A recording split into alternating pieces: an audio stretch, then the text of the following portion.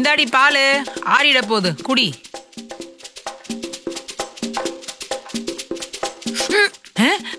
மா என்னம்மா இது?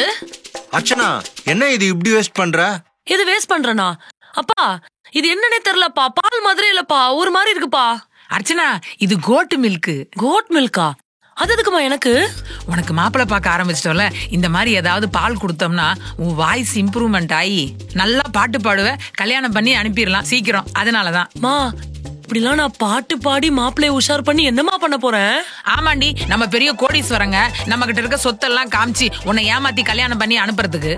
இப்படி ஏதாவது பண்ணாதாண்டி மர மாப்பிள்ளை மயங்கிடுவான், உனக்கு கல்யாணம் பண்ணி கரை சேர்க்க முடியும். அர்ச்சனா 1 லிட்டர் 50 ரூபாமா, பார்த்து குடிச்சிடுமா. உனக்கு ஓம் பிரச்சனை, குடிச்சு தொலைறேன். கன்றாவியால இருக்கு. எடுக்காம குடி வாய. ஆஹா,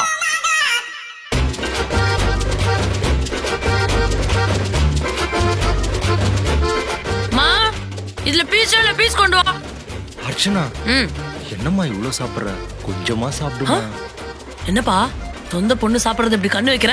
சி, வெரி பேட். இல்லம்மா, அதிகமா சாப்பிட்டனா தொப்பை போட்டுரும். பா எனக்கு ஆல்ரெடி தொப்பை இருக்கு, பிரச்சனை இல்லப்பா. இல்லம்மா, உனக்கு மாப்பிள்ளை பாக்குறோம்ல, தொப்பை போட்டுச்சுன்னா மாப்பிள்ளை வீட்டுல அதிகமா டௌரி கேட்பாங்க அப்பா கிட்ட. எனக்கு சோறே வேணாம். எதை கொண்டு எதோட கனெக்ட் பண்றாங்க?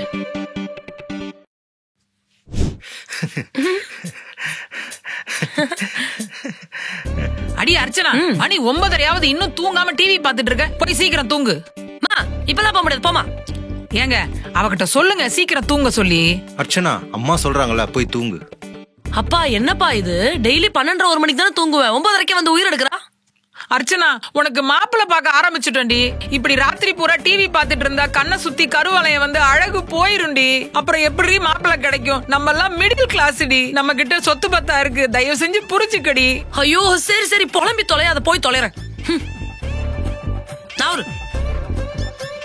அடியே அந்த வெள்ளரி பிஞ்ச வெட்டி வச்சிருக்கேன், கண்ணுல வச்சுட்டு தூங்குடி. சரி.